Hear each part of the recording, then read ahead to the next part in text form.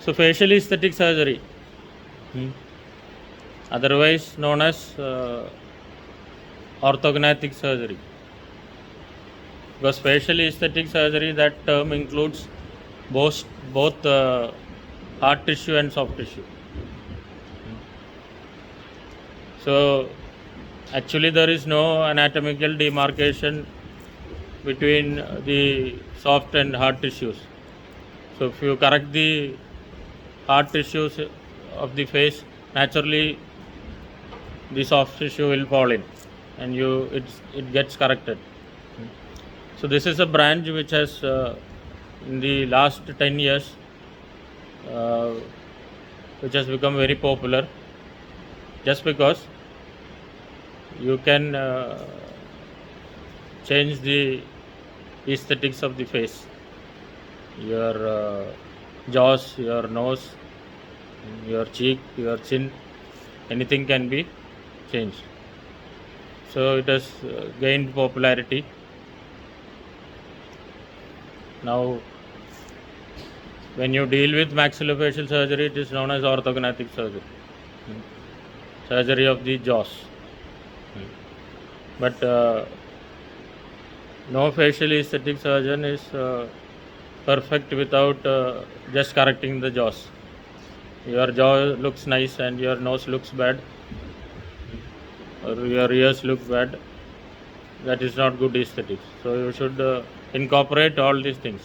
So correction of nose is known as rhinoplasty. So all this incorporated is known as facial aesthetic surgery. So mostly we get patients referred from the Department of Orthodontics. So why? Because you have two types of deformities. You have a dental deformity, which is related only to the tooth, and you have something known as skeletal deformity, which is related to the facial skeleton. So an orthodontist can correct a dental deformity. Your teeth is proclined, your teeth is crowded, you have protrusion of the teeth, lower or upper, all that can be corrected by an orthodontist. But if you have a skeletal deformity, you have excessive growth of the maxilla, you have a gummy smile, you have a protruded mandible, class 3 skeletal deformity, or you have a protruded bimaxillary protrusion. All these cannot be corrected by an orthodontist. It is corrected by a facial-maxillary surgeon. Understood?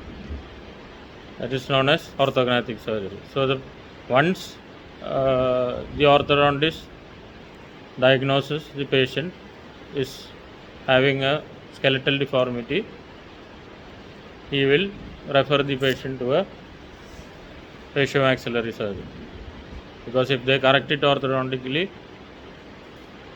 for example, they try to correct a gummy smile orthodontically, the gummy smile will increase. It will be more worse. It will be bad aesthetics. Patient will look more bad.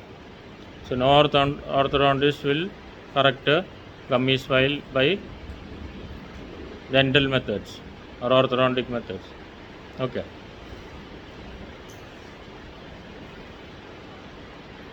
You can see the evolution of the face.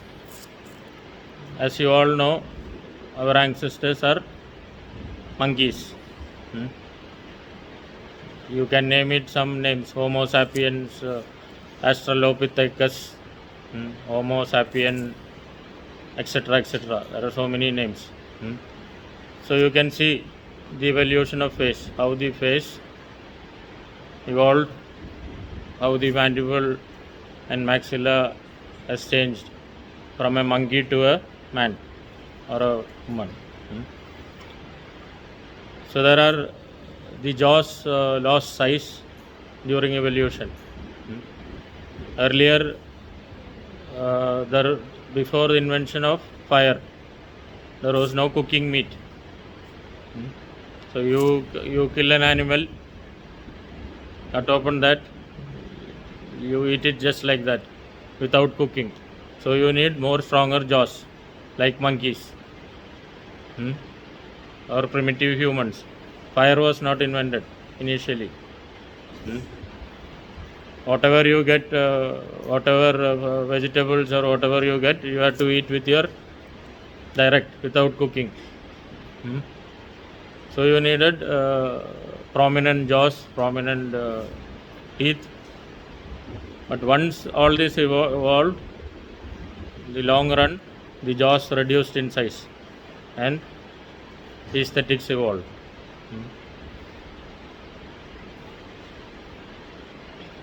This is the evolution once again. Orangutan, gorilla, chimpanzee, from this, humans evolved. So as the vertebrates climbed the ladder of evolution towards the goal of perfection, brain enlarged for better cognition, means recognition. For example, a male started recognizing this is a female. All that is evolution. Initially all that was not there. Towards the goal of perfection, brain enlarged for better cognition, jaws lost many a function, as I told you.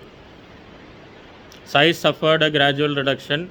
The seat of sensory perception, face moves like fine human expression, and aimed for the divine proportion. So you started smiling, finer expressions, all your navarasas. When you are angry, your face becomes like this. All that are finer expressions, which doesn't happen for a monkey or any other animal. They can't express themselves. But you can cry, you can shout, you can get angry. All that you can act with the facial expressions. All that came through evolution. So ancestors, Australopithecus, this was the skull of an Australopithecus, both sides. Homo erectus, which was just before the human being, or Homo sapien. Next was Homo sapiens, which we are probably known as our ancestors. So this was the shape of the sea, how the size of the teeth and the size of the jaw was more, it was pronounced.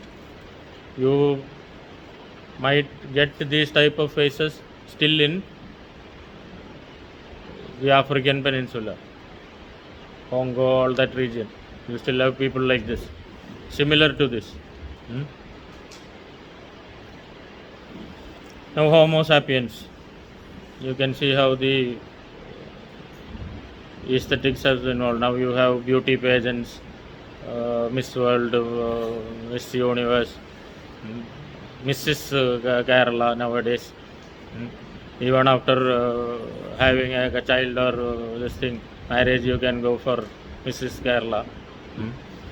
So there are so many things. But how you look into aesthetics is proportions. You look at your 1/3 of the face, middle third of the face, lower third of the face. That is how you divide proportions. And you look at the symmetry.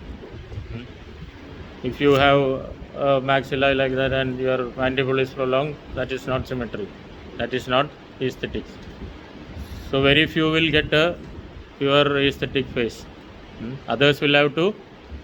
Nowadays, anybody can become an Aishwarya Rai. If you are willing, you go to a nice facial-maxillary surgeon. They will chop you, your bones, and make you like this if you want. Nose corrected, everything, you can become like this. It's not a big deal. You need some money and 1 or 2 weeks of admission. Anybody can change their face.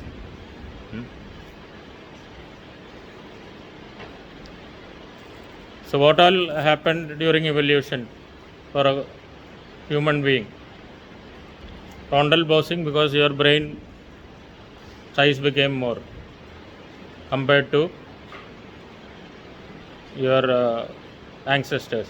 or monkeys.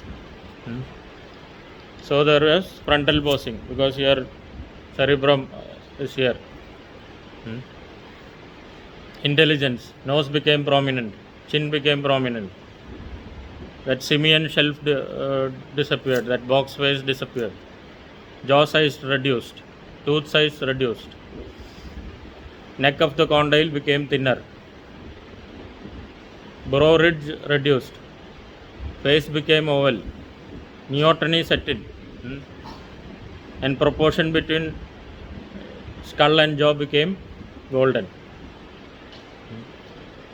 So for example, if you slap a monkey also, his mandible won't fracture because his condyle is thick, not like ours. So if monkey slaps you, you might get a fracture.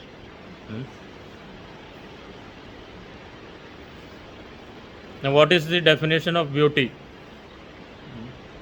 So many people who tells beauty is at the eyes of the beholder. So you find someone beautiful, the other person might not find that person beautiful. It depends on each individual what is beauty. So external features representing health, vitality and intelligence by default became attractive. So during the evolutionary process, attractive features got incorporated into fitness.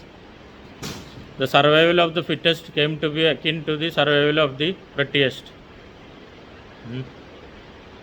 So earlier it was how healthy you were.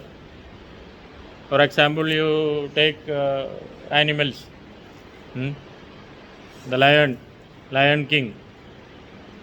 It is dominated by the male lion.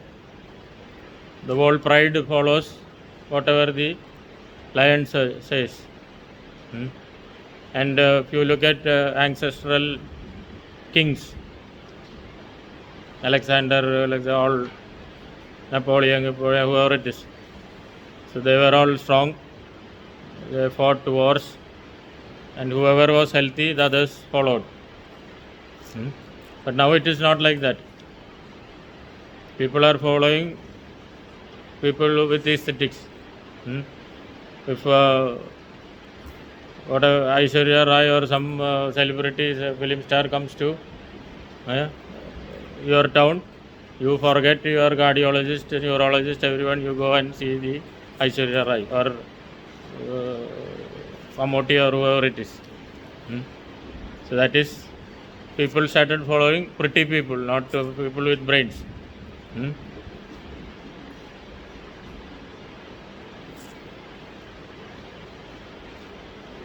I think all this is not necessary for you in UG level. So this is some quotes I told you. Beauty lies at the eyes of the beholder. Merchant of Venice. A thing of beauty is a joy forever. Its loveliness increases, it will never pass into nothingness. John Keats, from Shakespeare. Now this is, I told you the difference. Albert Einstein is supposed to be the most intelligent man in our decade. We have been taught like that.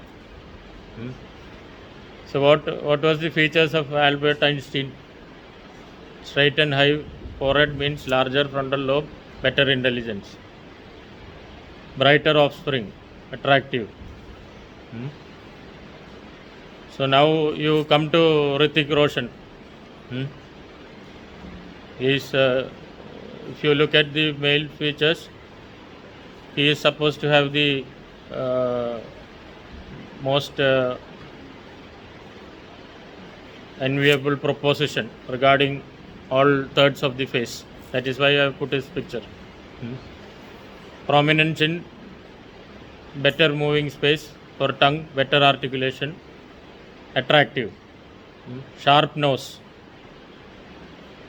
receding jaws, more revolved, attractive. So he has a prominent antigonial notch, a prominent chin, maxilla mandible is in proportion, he has a nice nose, forehead is good, So all the bones are in proportion. So that is why it's attractive. Understood? These are facial proportions.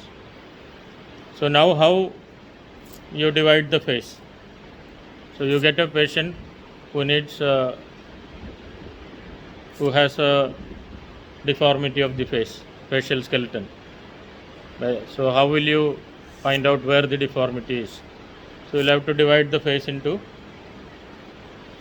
equal thirds. So from here to here, from here to here, and from here to here. So you will get, you will find out which part of the facial skeleton, whether it is the lower 1/3 or the middle 1/3 or the anterior 1/3. You will come to know where the defect is. These are the simple notions. Now you have so many other methods, very advanced methods, cephalometrics. You have 3D scanning, some softwares. All these things will simulate a face for you after surgery, how you should look like. But always the problem is, you show a simulated face to a patient and you promise them your face will look like that. You should do justice after surgery. It should look like that. Otherwise, don't show them simulations. You tell them it will become better, more better than this. Understood? Now how you can divide it sagittally. So if you can find out between the intercanthal distance between your pupils. So all that can be used as guidelines to find out where the deformity is. And because you should not just without proper treatment planning and diagnostic aids, you should not attempt facial aesthetic surgery, and you should not make a patient's face more worse than what it was. There are instances, there are patients who have done suicide after seeing their face after surgery. It has become bad.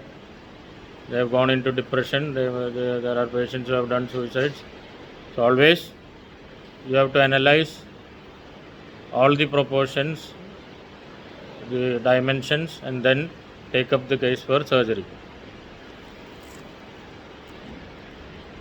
Now, vertical balance of the face uses proportions rather than absolute dimensions when judging harmony. The face is generally divided into thirds, with upper, middle, and lower thirds being proportionately similar, and structures within those divisions also having harmonious proportions. So your nose and eyes comes in the middle third, your lips and chin comes in the lower third, and your forehead comes in the upper third. So all this has to be in proportion.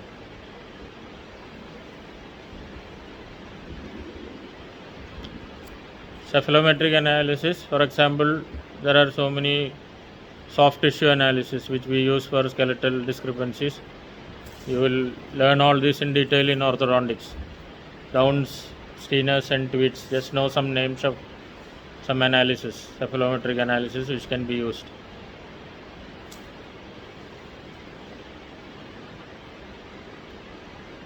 Again, how you divide the face with structures like your nose, eyes. I told you, intercanthal distance, interpupillary distance, antegonial notch, your chin, pogonion, and all those things. There are so many, menton, so many names which comes in cephalometrics.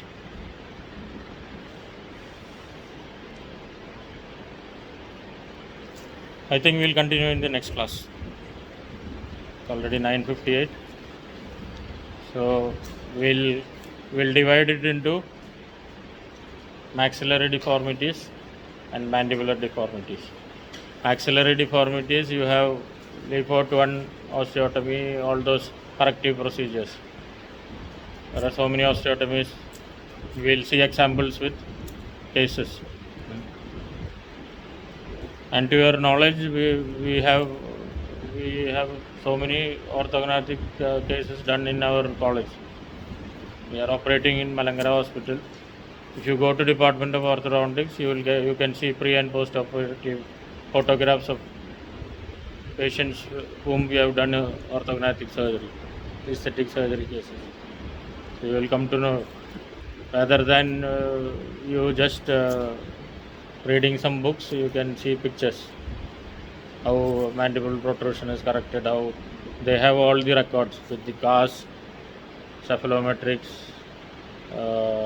your what is that radiograph, OPG and the other one, cephalograms, all radiographs are there with all records, pre-op occlusion, post-op occlusion, pre-op skeletal this thing, intraoperative surgery pictures. You go to an orthopedic and ask them to show a case surgical correction, they will show you with all pictures. Then it's easy for you to understand the procedures like bilateral sagittal split osteotomy. All these are names. So you can see how it is done and you can find out for what it is done. It's easier to learn if you see pictures, live pictures. Understood? And if you go through the net, you can get live videos of how the surgery is done. Because now we have PGs coming for surgery. Earlier we used to take 2 or 4 house surgeons for the OT, operation theatre. So who are really interested to go for surgery PG and all, you can come and request us, we can take you to the operation theatre when we do cases. Otherwise, usually now it's accompanied by orthodontic PGs. Okay, we'll continue in the next class.